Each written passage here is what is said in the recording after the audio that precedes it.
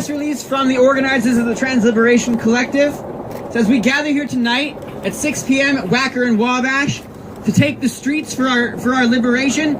We affirm the statement released earlier in the week, and we emphasize the need to keep trans voices front and center at all conversations of liberation. Trans up front because trans people are everywhere and a part of all communities. We also acknowledge and mourn the deaths of all 7 trans people murdered this year and an 8th who was killed by police. Misha Caldwell. Oh God, say her name. Say her name. Jamie Lee Wounded Arrow. Say her name. Jojo Stryker. Say her name. Jaquarius Holland. Say her name. Kiki Collier. Say her name. China Doll Dupree. Say her name. Sierra McElveen. Say her name. And Sean Hakey. Say his name. Say his name. We say their names now, tonight, and in perpetuity as we fight for the liberation of all trans people. Say that. We, the organizers of the Trans Liberation Collective, decry the heinous actions of the presidential administration and targeting trans students who are some of the most vulnerable members of our community. We show up for trans youth. Here in Chicago, this direct attack on our trans siblings will not go unanswered. We will take to the streets and loudly, proudly, and fiercely make our voices heard as we struggle for our own liberation and the liberation of all oppressed peoples. We will not be hoodwinked by propaganda and other falsehoods. Trans people know that 45's directive to the Department of Justice and Department of Education does not change the reality of our rights under the law. Trans students are now and will continue to be protected from discrimination in schools and public facilities across the country, and we believe that the Supreme Court will affirm those rights soon in the grim decision. However, we are cognizant of the fact that the laws of this nation will never fully protect us. Say that. The laws of the United States are not intended to protect us. Say that. And they were created and are supported by a government that continues to condemn trans people to poverty, homelessness, death, and violence.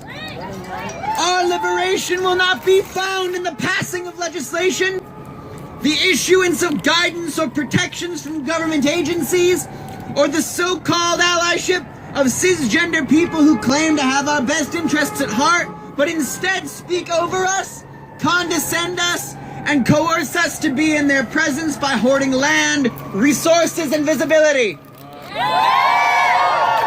We will not be made to serve the interests of a community that is not our own. Trans liberation will always be by and for trans people. Our community gathers tonight at 6 p.m. at Wacker and Wabash to begin our march. That's right.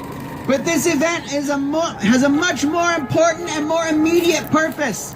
We gather primarily to mourn the loss of our trans sisters, Kiki Collier and TT Safour. Say their names. These fabulous, powerful, and fierce black trans women were stolen from us by transphobic violence and a society that does not value the lives of trans women. As we gather to grieve our sisters and other members of our community that we have lost, we loudly proclaim that trans lives matter, that black lives matter, and that the liberation of trans people will always be bound up in the liberation of all other peoples. 2016 marked the deadliest year on record for trans people in the U.S., as did 2015 and 2014 before it. Our community will not go quietly into the dark and lay down in front of the violence that seeks to put an end to us all. Just as we did for one of the mothers of our movement, Marsha P. Johnson, we will mourn Kiki, we will mourn TT, And we will never let Chicago or the nation forget their names. Further, we denounce all other attempts to redirect the energy in the bodies of the trans community elsewhere, particularly into spaces where trans people have been historically unsafe. Each of the organizers can recount a story of feeling unsafe or experiencing violence in certain parts of this city, particularly those thought of as the LGBT home base of Chicago. Trans people are disproportionately targeted by police brutality and excessive policing and experience homelessness at staggeringly disproportionate rates as compared to cisgender people. Yes. It is for these reasons that we locate this event in the heart of Chicago, rather than a gentrified, racialized, and heavily policed neighborhood. Since trans liberation is for all trans people, we must locate the sites of our liberation that are in places that are accessible and safe for all members of our community. We will resist and dismantle police brutality. We will dismantle and resist gentrification, white cisgender supremacy, and all other forces of oppression. Thank you for joining us to march, rally, and demand our liberation.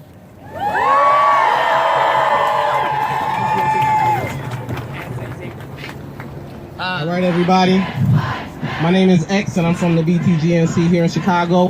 And we have a list of demands that we wrote in response and inspired by the loss of TT Sofer in November, and we wanted to share them here tonight. We are here not to showcase our pain, though we will express it, but instead to make our demands audible to all our Black, trans, and queer family members. This is what the Black, trans, and GNC community needs right now. 1. Education on our issues. Pronouns are not enough.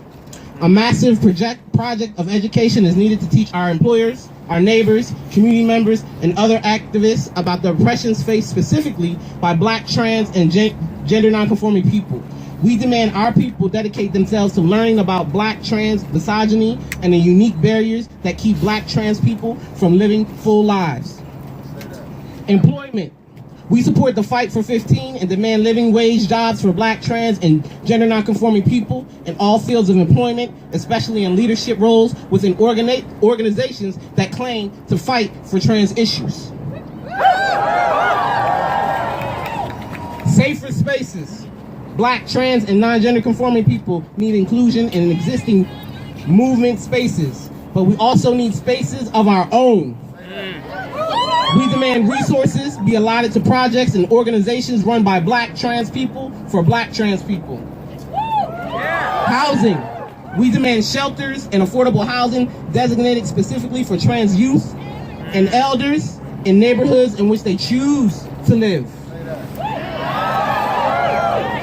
Free and affirming accessible health care.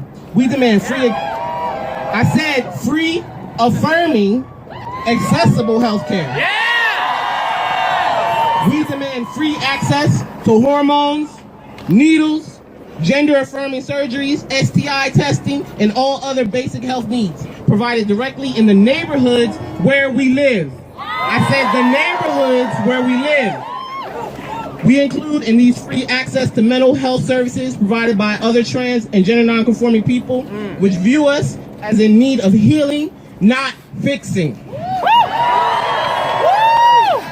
Decriminalize sex work. Decriminalize sex work. We reject the criminalizing of Black, trans, and non-gender conforming people for choosing their own means of survival. We demand a decriminalization of all sex work. We include in this vision revoking the anti-sex trafficking laws disguised as feminist endeavors, which target trans and cis Black women, resulting in incarceration. End solitary confinement. Solitary torture, not protection. We support the national prison strike, demand trans and gender nonconforming inmates stop being held in solitary under guise of safety, and that solitary be ended as a practice for all incarcerated people. Abolition now. Abolition now. Say Abolition now! Abolition now! We demand that to make these other demands possible, money be cut from police, prisons, detention centers, and the military,